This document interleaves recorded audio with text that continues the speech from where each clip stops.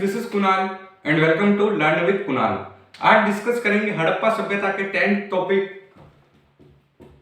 हड़प्पा सभ्यता की खोज। कि हड़प्पा सभ्यता की खोज किस प्रकार हुई, 19वीं सदी से लगाकर वर्तमान तक यह प्रक्रिया किस प्रकार संपूर्ण चली, इसके बारे में डिस्कस करेंगे। अब तक हमने हड़प्पा सभ्यता के विभिन्न पहलुओं का विश्लेषण इस संदर्भ में किया कि पुरातात्विदों ने भौतिक अवशेषों के प्राप्त साक्ष्यों के माध्यम से सभी इतिहास के अलग अलग अंशों को एक साथ जोड़कर हमारे सामने प्रस्तुत किया। यानी हमने देखा कि दूर दूर से वस्तुएं यानी पुरावस्तुओं को निकाल कर उनकी खोज करके एक दूसरे से जोड़कर हमने इसको पढ़ा है। तो जो पुरातात्विक थे उन्होंने यह कार्य किया तभी हम इसे पढ़ पाए। लेकिन इन पुरातात्विकों की प्रक्रिया किस प्रकार चली, इन्होंने खोज किस प्रकार की, 19वीं शताब्दी से लेकर अभी वर्तमान तक यह प्रक्रिया किस प्रकार चली, इसके बारे में हम चर्चा करेंगे।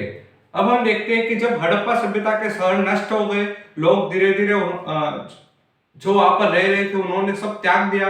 इसके बाद वापस धीरे धीरे लोग वहां पर जाके बसने लगे और जो पहले वाले लोग थे उस विषय में सब कुछ भूल गए थे। इसके पश्चात सहस्त्र शताब्दियों के बाद जब लोग वहां पर वापस गए, तब वहां पर बाढ़ तथा मिट्टी के बहाव के कारण और खेत की जुताई के दौरान और कई सारे कारण जैसे कि मिट्टी का कटाव हो जाना, इन सभी के कारण कई खुदाई करने पर भी कोई अवशेष निकलते थे। लेकिन उस समय वह लोग ये समझ नहीं पाए कि ये अवशेष किस प्रकार निकल रहे हैं। इसके पश्चात भारतीय पुरातत्व सर्वेक्षण के पहले डायरेक्टर जनरल अलेक्जेंडर कनिंघम, जिन्होंने इस पर रिसर्च किया और ये भारतीय पुरातत्व के जनक भी कहे जाते हैं। तो हम इसमें सबसे पहले लिखेंगे, हमारा टॉपिक है कनिंघम के बारे में। अलेक्जेंडर कनिंघम ये क्या थे? भारतीय पुरातत्व के पहले जनरल, पुरातत्व सर्वेक्षण के पहले जनरल, और उनको भारतीय पुरातत्व का जनक भी कहा जाता है। भारतीय पुरातत्व का जनक भी कहा जाता है। किन्हें कहा जाता है? अलेक्जेंडर कनिंघम को भारतीय पुरातत्व का जनक भी कहा जाता है। अब हम देखें तो ये जो अलेक्जेंडर कनिंघम थे, इन्होंने 19वीं शताब्दी के मध्य में यानी लगभग 1850-1860 के दशक में इन्होंने यह खोज प्रारंभ की। और उस समय पुरातात्विदों ने अपने अन्वेषणों के मार्गदर्शन के लिए लिखित स्रोत जो थे उनका अधिक प्रयोग करते थे। यानी जो पुरातात्विक थे वो ये उनका मानना ये था कि जो लिखित स्रोत यानी इतिहास पहले से लिखा हुआ है, लिखित स्रोत मिलने के कारण उस समय की सारी संस्कृतियों के बारे में पता लग जाएगा। परंतु ये जो लिखित स्रोत है इतनी आसानी से मिलने संभव नहीं थे। इसी के कारण अलेक्जेंडर कनिंघम ने भी इसके बारे में पढ़ा और उन्होंने भी सोचा कि यदि ऐसे ही कोई जो लिखित स्रोत है ये मिल जाए तो इसकी खोज करने में आसानी होगी। इसके पश्चात ये जो कनिंघम थे इनकी रुचि भी आरंभिक ऐतिहासिक और उसके बाद के कालों में रही थी और वो उनके बारे में पढ़ना चाहते थे और आगे बढ़ना चाहते थे। कनिंघम ने अपने सर्वेक्षणों के दौरान मिले अभिलेखों का प्रलेखन, संग्रहण और अभिवादन भी किया। तो हम लिखेंगे यहाँ पर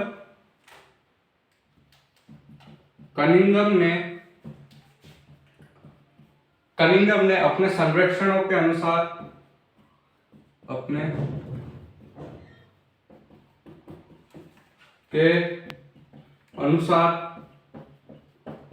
अभिलेखों का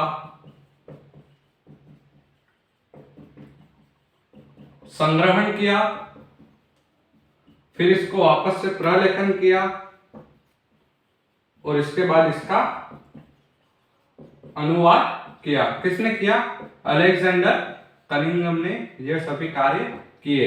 और इसके पश्चात इन्होंने उत्खनन के समय वे ऐसे पुरावस्तुओं को खोजने का प्रयास करते थे जो उनके विचार से सांस्कृतिक महत्व की हो। यानी इन कनिंघम का मानना था कि उनको ऐसी वस्तुएं मिले जिससे कि वह सांस्कृतिक महत्व को समझ पाए उस समय के, यानी मोहनजोदड़ो हड़प्पा के समय के जो सांस्कृतिक महत्व थे उनको समझ पाए। तो हम लिखेंगे कनिंघम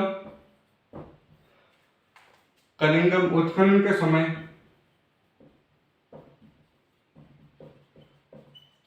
ऐसी वस्तुओं की खोज करना चाहते थे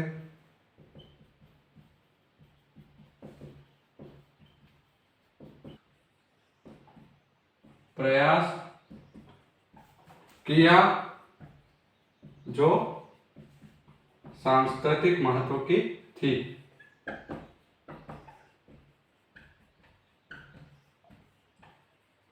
यानी जो अलेक्जेंडर कनिंघम थे, इनका मानना था कि ऐसी वस्तुओं की खोज की जाए जो सांस्कृतिक महत्व की है, जैसे कि मृदपाण, मोहरे, बाट, इन सभी की खोज की जाए। परंतु ये जो 19वीं सदी में तकनीकी विकास इतना अच्छा नहीं था, उसके कारण बहुत कम पुरावस्तुएं खोजी जा सकती थी। इसी के समय यहाँ पर इन्होंने देखा कि चीनी तीर्थयात्री यात्रा कार्यक्रम के वृत्तांतों का भी इन्होंने अध्ययन किया। तो हम लिखेंगे यहाँ पर जो चीनी तीर्थयात्री उपमहाद्वीप में 4वीं से 7वीं शताब्दी के मध्य आए थे, उस यात्रा कार्यक्रम के वृत्तांतों का भी प्रयोग किया, परंतु उन यात्रा वृत्तांतों में हड़प्पा जैसे ऐतिहासिक शहर का कोई उल्लेख नहीं मिला। इसके पश्चात हम देखें तो ये जो पूरा ढांचा था, ये हड़प्पा सभ्यता के पूरी खोज के अंतर्गत कनिंघम के दिमाग में ये बैठ नहीं रहा था कि ये कहाँ से शुरू हुआ और कहाँ पे किस प्रकार यह प्रक्रिया चली। इसके पश्चात 19वीं सदी में ही कई वस्तुएं मिलती थी। जो पुरा वस्तुएं थी वो 19वीं सदी में भी मिलती थी। वह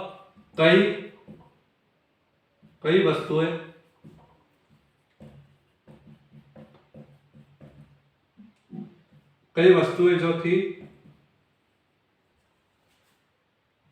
कनिंघम तक पहुंची भी, परंतु वहां तक यानी कनिंघम तक ये वस्तु पहुंची भी, परंतु वह यह नहीं पता लगा पाए कि ये पूरा वस्तु है, परंतु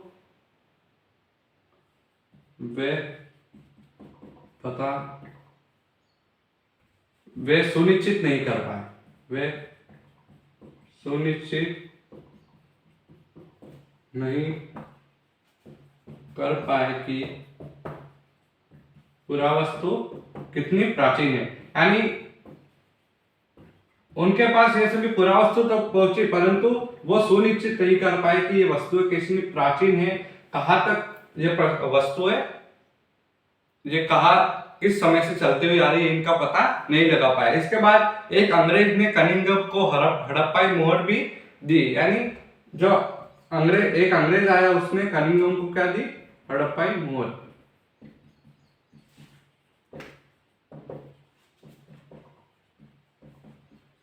हड़प्पाई मोहर दी। अब इस हड़प्पाई मोहर को देने के पश्चात ये जो कनिंघम थे इस हड़प्पाई मोहर पर खोज स्टार्ट कर दी, और हड़प्पाई मोहर पर खोज स्टार्ट करने के पश्चात कनिंघम ने इसको एक कालक्रम के माध्यम से जानने की कोशिश की, परंतु इसमें दिनांकित करने में ये जो असफल प्रयास दिनांकित जो किया था वो गलत किया था, इसके कारण ये असफल प्रयास रहा। परंतु ये इससे परिचित थे, यानी इनको पता था कि ये असफल होगा, परंतु इनका मानना यह था कि भारत का जो इतिहास है वो गंगा के मैदानी क्षेत्रों के साइड में बसे जो शहर है वहां से हुआ है, इसके कारण वह इसके बारे में जानकारी प्राप्त नहीं कर पाए। इसके बाद हम ये कह सकते हैं, इन सभी अवधारणा को देखकर ये कह सकते हैं कि कनिंघम ने हड़प्पा सभ्यता के महत्व को समझने में चूक गया, फिर वो उसके महत्व को नहीं समझ पाए। ये आसानी से हम कह सकते हैं, इसमें कोई संकोच नहीं होगा। इसके बाद हम बात करते हैं एक नवीन प्राचीन सभ्यता के बारे में, जो 10.2 है।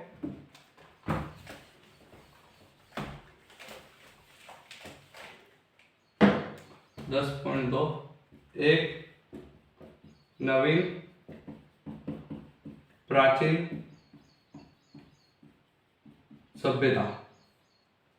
प्राचीन सभ्यता। कालांतर में 20वीं शताब्दी के आरंभिक दशकों में दयाराम साहनी जैसे पुरातात्विकों ने हड़प्पा में मोहरे खोज निकाली। यानी जो दयाराम साहनी थे, आप यहाँ पे लिखते जाए इन पुरातात्विकों का नाम, दयाराम साहनी, इन्होंने क्या ढूंढ निकाली? हड़प्पा से मोहरे ढूंढ निकाली। इसके पश्चात हम बात करें तो इसके पश्चात एक और वैज्ञानिक जब पुरातात्विक हुए जिनका नाम था राखालदास बनर्जी।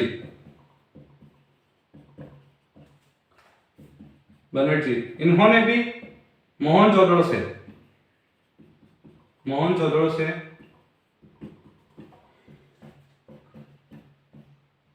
हड़प्पा जैसी मोहरे खोज निकाली। यानी पहले तो दयाराम साहनी ने ये हड़प्पा मोहर की खोज की, परंतु इसके पश्चात राखालदास बनर्जी जो थे उन्होंने मोहनजोदड़ो से भी हड़प्पा की जैसी मोहर निकाल दी, जिससे ये पता लगता है कि ये दोनों एक ही सभ्यता के हैं, यानी एक ही संस्कृति के थे, इनमें संस्कृतियां समान थी, इससे यह पता लग गया। अब इन खोजों के आधार पर 1924 ईस्वी में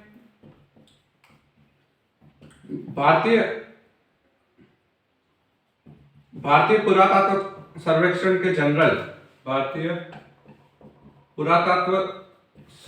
के जनरल कौन थे? जॉन मार्शल आए।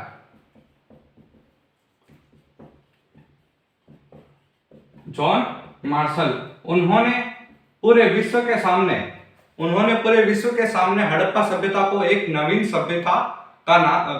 सभ्यता की खोज का नाम दिया। विश्व के सामने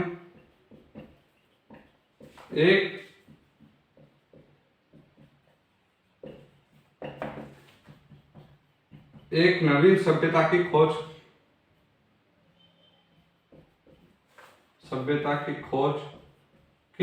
घोषणा कर दी।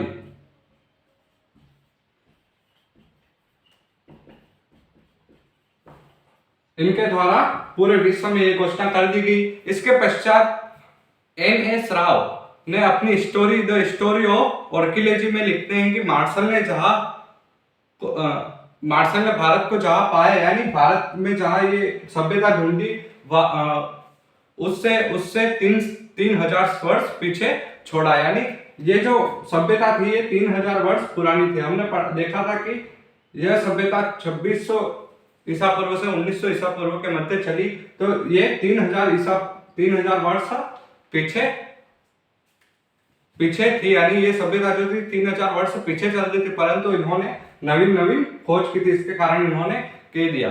इसके पश्चात हम देखें तो मेसोपोटामिया में खोज में भी ये हड़प्पाई मोहरे जो दयाराम साहनी और राखालदास बनर्जी द्वारा देखी गई, ये भी मेसोपोटामिया में मिली थी, परंतु वो ज्ञात नहीं कर पाए थे कि ये जो मोहरे ये कहाँ की है। परंतु जब यहाँ पे खोज हुई और उन मोहरों और इन मोहरों को मिलाकर देखा तो दोनों मोहरे एक समान दिखी, जिससे समझ में आ गया कि ये जो हड़प्पा सभ्यता थी ये मेसोपोटामिया के समकालीन थी। तो हम यहाँ पे लिखेंगे खोजों के आधार पर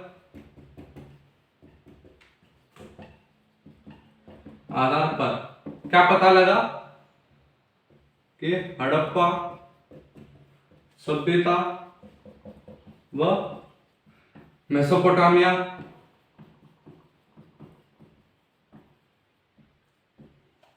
मेसोपोटामिया सभ्यता के समकालीन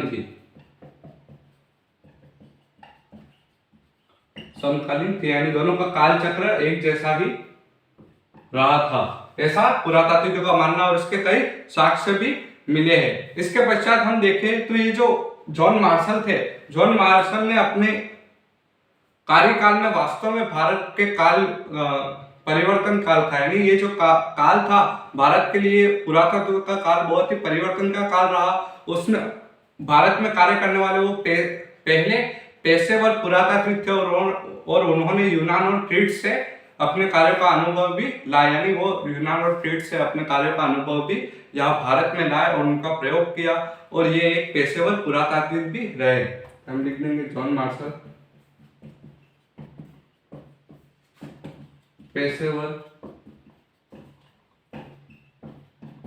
पुरातात्विक थे, व उन्होंने कहा से, यह है यूनान तथा क्रीट, यूनान तथा क्रीट से अपने कार्यों का अनुभव लाए।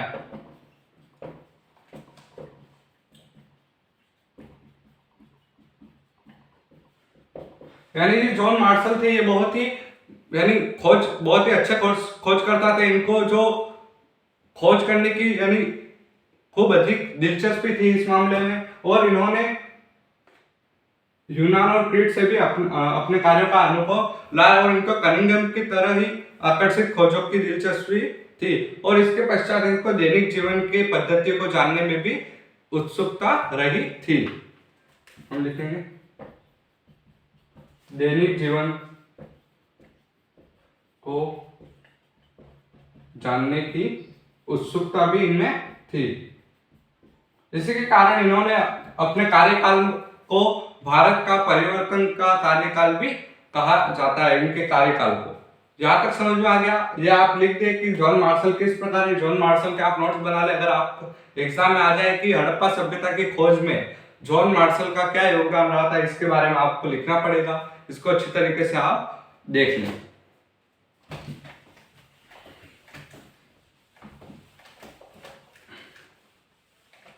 अब हम बात करते हैं पुरास्थल टीले और अस्तरों के बारे में। पुरास्थल टीले व अस्तर ये सभी किस प्रकार बनते थे। अब पुरास्थल जो थे वो किस प्रकार बनते थे? पुरास्थल एक क्षेत्र के निर्माण, क्षेत्र में हम क्या लिख सकते हैं? संरचनाएं भी लिख सकते हैं। संरचनाएं और वस्तुओं के निर्माण तथा इसके पश्चात क्या होता था? उनका प्रयोग और उसके बाद छोड़ देना। इन तीनों प्रक्रिया के पश्चात ही यह पुरास्थल का निर्माण होता था। इन सभी के परिणाम स्वरूप पुरास्थल का निर्माण होता था। यानी किसी संरचना को निर्माण करना, उसके बाद उसका प्रयोग करना और उसके बाद उसे छोड़ देने के पश्चात पुरास्थल का निर्माण हो जाता। अब टीलों का निर्माण कैसे होता? तो एक किसी स्थान के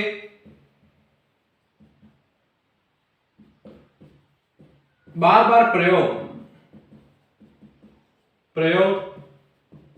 व पुनः उपयोग के कारण आवासीय मलबों के कारण बने आवासीय मलबों को क्या कहते थे? टीले कहते थे। यानी जो आवासीय मलबे निर्मित हो जाते थे एक ही जगह पर अनवरत प्रयास करके रहने के, तो उसको क्या कहते थे? टीले कहते थे।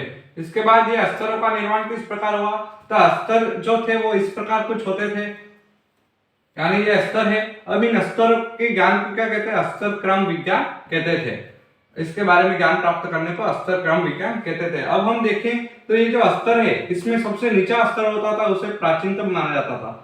जैसे कि हम देखें तो पृथ्वी के नीचे धीरे धीरे जाते हैं तो उसे प्राचीनतम मानते हैं। इसके बाद जो फर्स्ट स्तर है उसको नवीनतम मानते थे। यानी अस्तर क्रम विज्ञान कालखंड को निर्धारण के लिए बहुत ही महत्वपूर्ण विधि थी। इसके पश्चात हम देखें तो जॉन मार्शल ने पुरास्थल के स्तर विन्यास को पूरी तरह अनदेखा कर दिया।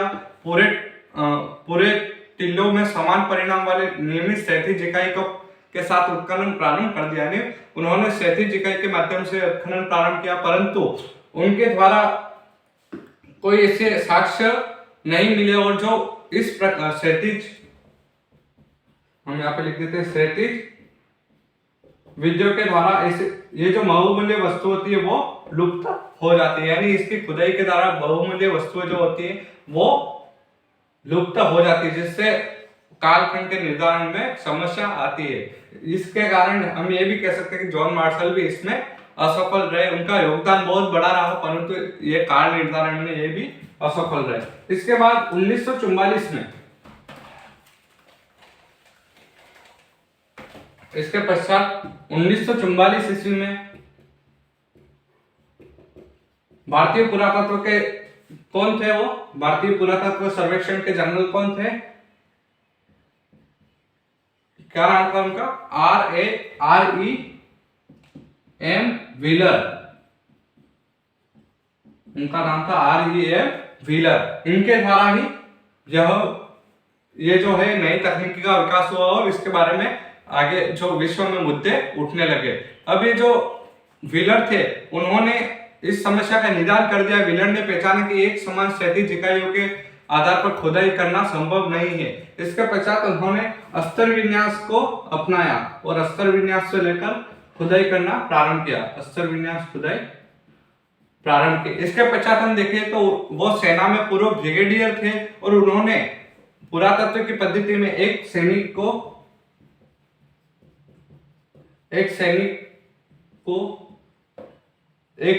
परिशुद्धता को